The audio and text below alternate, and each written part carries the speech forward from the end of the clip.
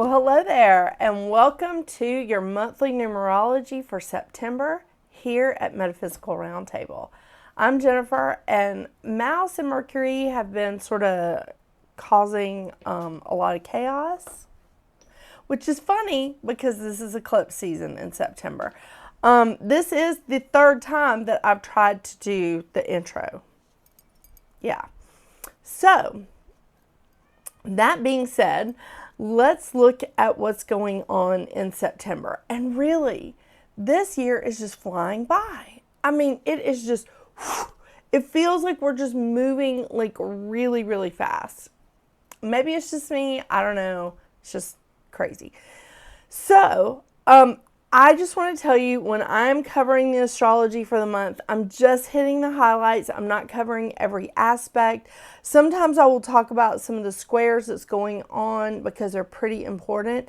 But, I mean, Mercury moves so quickly. The moon moves so quickly. So I do not cover all of those aspects.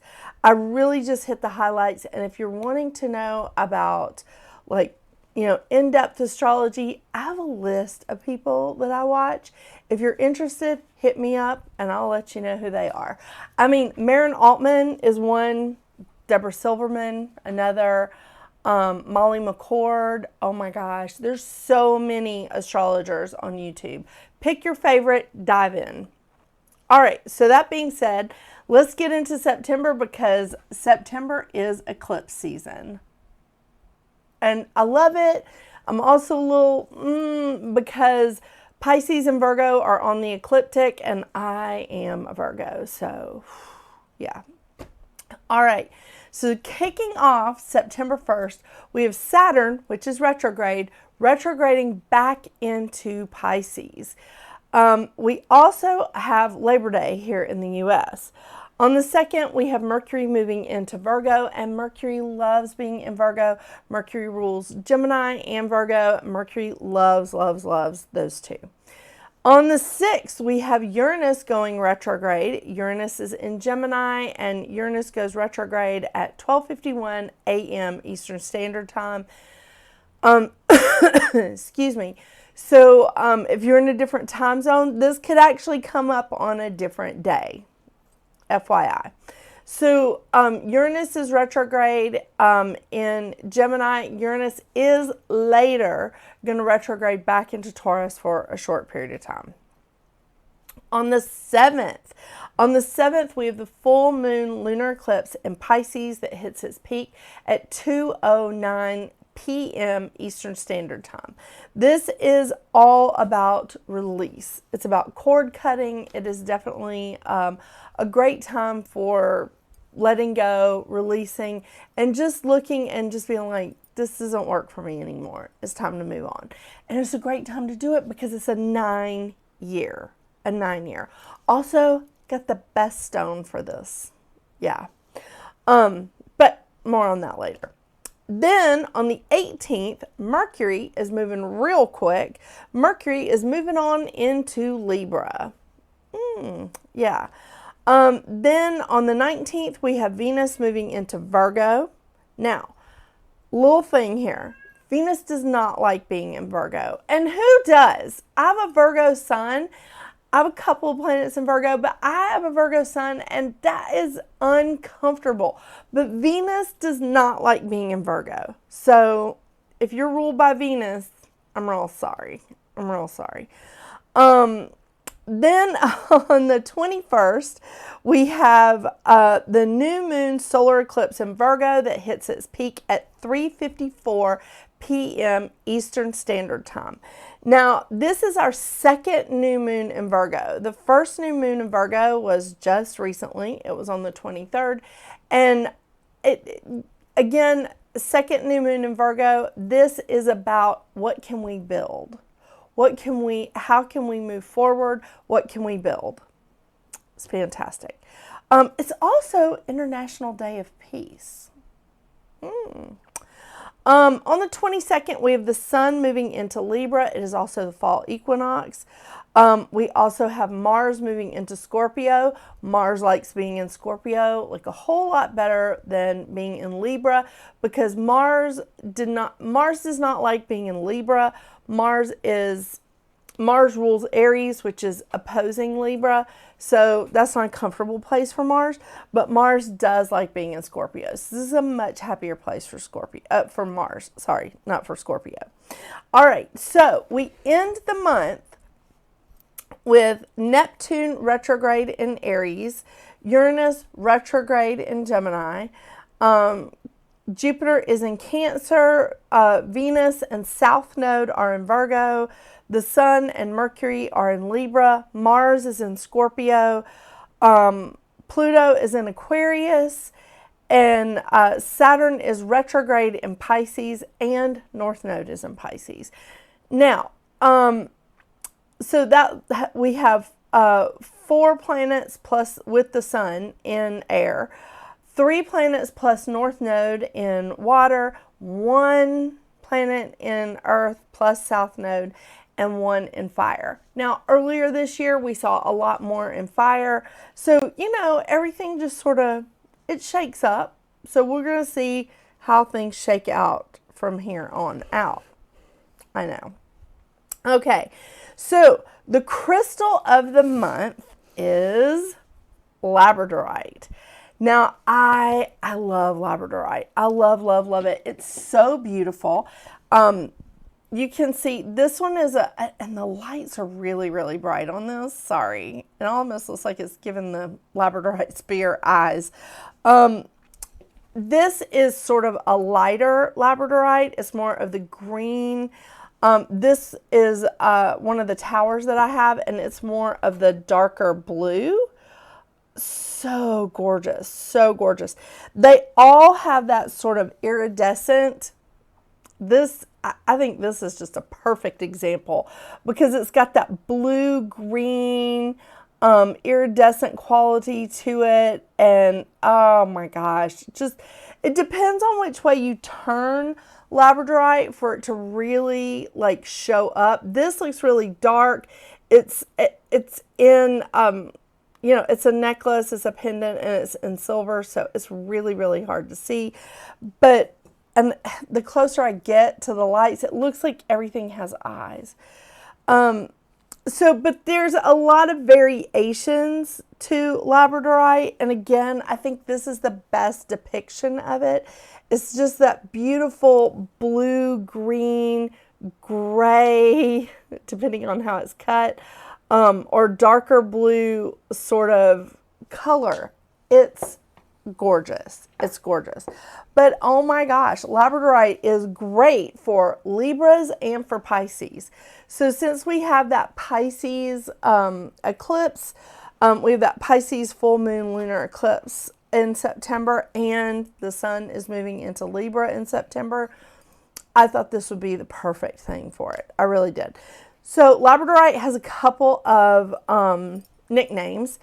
The Magician's Fuel, the Stone of Magic. Those were the 2 that I liked the most, to be real honest with you. Oh, by the way, I got my information from, of course, the Crystal Healing Oracle cards, and that'll be listed in the description below. I also went to the crystalcouncil.com and tinyrituals.co. Those will also be listed down below. And I really love the websites because every month, I can give you a different website that you can go and sort of investigate on your own and see what's out there. See if it's stuff that you like or if it's stuff that you agree with or disagree with, But I really do. I like their explanations. So the crystal of the month, being Labradorite, is good for the throat chakra, the third eye, and the crown chakra. This crystal stone harnesses the true potential of our own transformative power. Fantastic for a 9-year. Fantastic. And again, great for Libras and Pisces.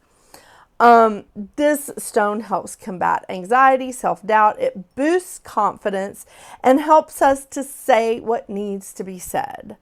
Throat chakra. It assists in releasing past traumas. It helps us align with our higher purpose. It's a great stress reducer. It is an excellent stone for healers and psychics as it is associated with shamanism, magic, and mysticism. I'm going to say that right.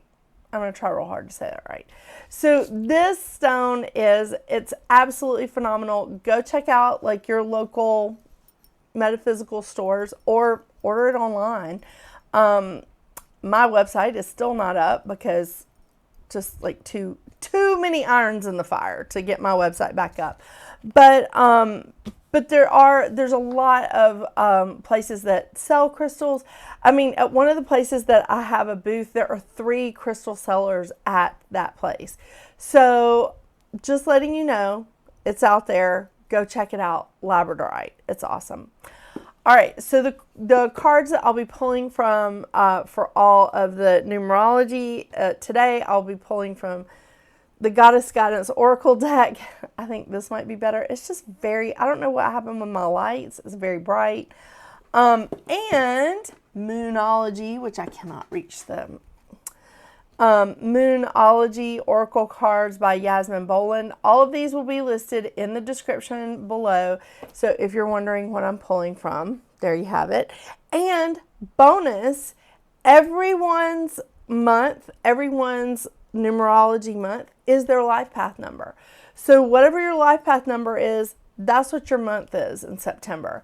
It happens usually once a year, sometimes twice a year, just depending, But this is fantastic. I love it. I love it because I feel like it's like everybody really is like bringing in their energy the strongest. And especially for people that have a life path of 9, you're tripling down on that energy. It's the year of the 9, it's a month of a 9 for you, and it's your life path number. And I love that. I love it, especially during eclipse season. So we have these fantastic eclipses that are going to help us to release and build. And what better way to do that than to really, really just immerse yourself in your life path number, in the vibration of your number. I love it. I love it. So stay tuned and let's take a deep dive into your personal life path number for September.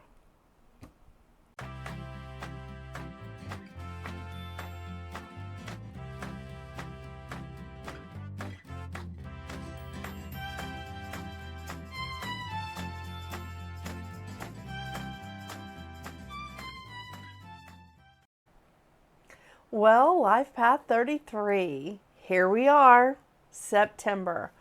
All these eclipses, luckily, starting September 1st, Venus will not be square Pluto anymore.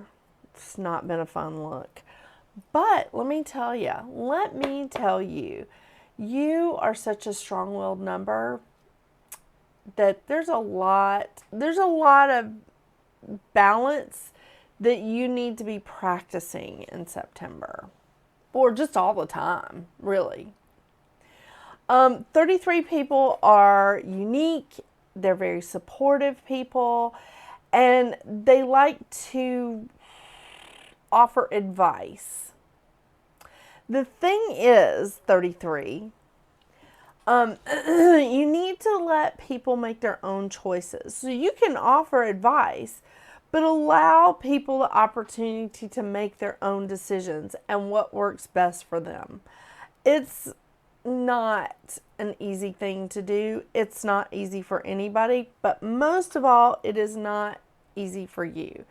So, excuse me, you're here to open the eyes and hearts of others to see maybe the world or other people in a different way. Let them make their own choices. You offer the advice when it's asked, but let them make their choices.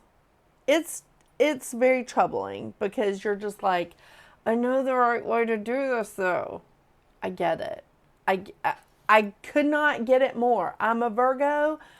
Controlling, I mean, Yeah, a lot. Okay, so the mantra of the 33 is ecstatically and lovingly, I share my creative essence with the world. I love it because honestly, 33, you are the master teacher. You are. You're the master teacher. You're dynamic. You're creative. You're very empathic. Very empathic. You're here to be of service to others, mostly in a spiritual way, but you're also very supportive of self-expression because you know how important that is. And it is important. It is very important for you to, excuse me, for all of us to have good, healthy self-expression. You share your creativity with the world, and creative you are. You are monstrously creative. And I think that that is amazing. I think honestly, you being so creative does give you the, it's almost like you're setting an example for people, and it helps them to keep their eyes and their hearts open to other people or new experiences. Yeah, it's a good thing. It is. You are going to be here to live a life of abundant spiritual growth. It's not to say that you won't slide back sometimes, but really you're here in a place of abundant spiritual growth. And remember, there is no wrong way of self-expression as long as it does not cause injury to others. Yeah. I just love it. Now, I will say sometimes people that don't know you, sometimes people will think that you're a late bloomer because you're not just like, you're moving along at your own pace.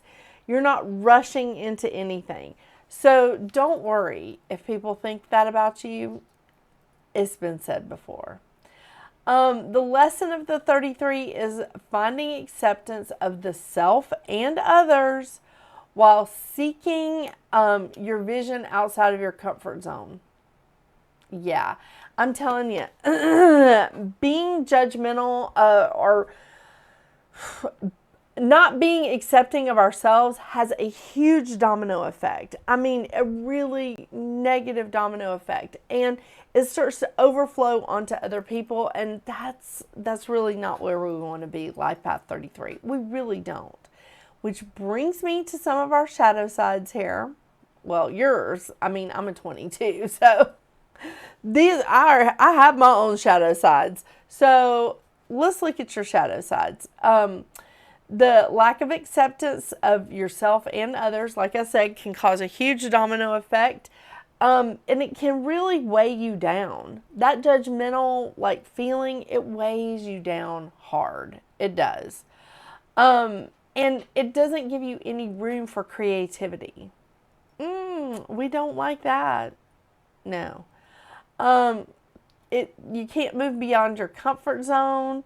There's a tendency to focus on the negative rather than the positive, or the dark instead of the light.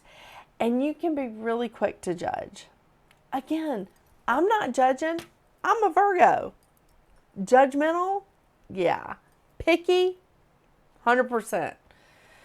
Yeah, that's where we're at. So this is a strong month for you. It really is. And I just want to remind you, balance is the key with you because you are a strong-willed number. And I know because one of my kids is a Life Path 33-6.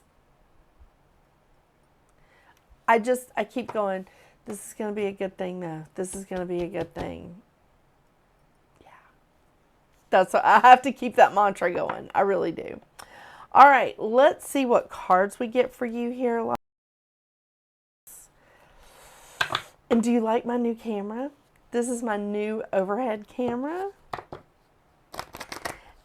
It's Old Girl's Maiden Voyage today. Yeah, I just got it last night. So it arrived yesterday, just in time for me to film today. but I am going to have to practice with it a little bit.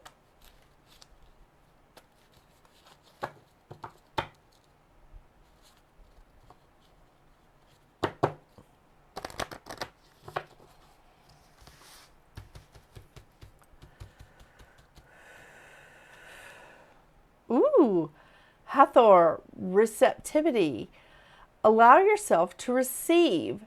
This will increase your intuition, energy, and the ability to give to others, because you are here to be of service to other people, right? And if you are able to receive, then you can give out more. I do love this. Allow yourself to receive. This will increase your intuition, energy, and the ability to give to others.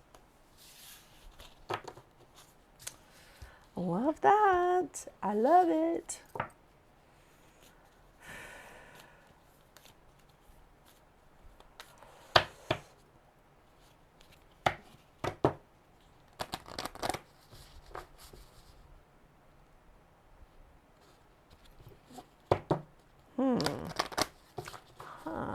Sorry, I just have some like really weird thoughts running through my head. It's something about like 3, 6, 9. Like look at the 3rd month, the 6th month, the 9 month. It's kind of how I've been working out. Like is this a good year? Yeah, I hear you. Ooh, conclusions are within reach. Full moon eclipse. And we do have a full moon eclipse this month, and I love how these cards match. I did not plan that. Okay, full moon eclipse. Conclusions are within reach. Okay, I hate it when it hides from me. Yes, I hear you, Mercury.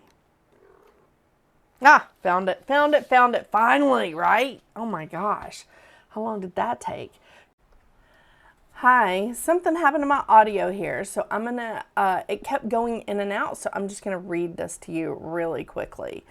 Full moon eclipse, and just like that, a door slams shut.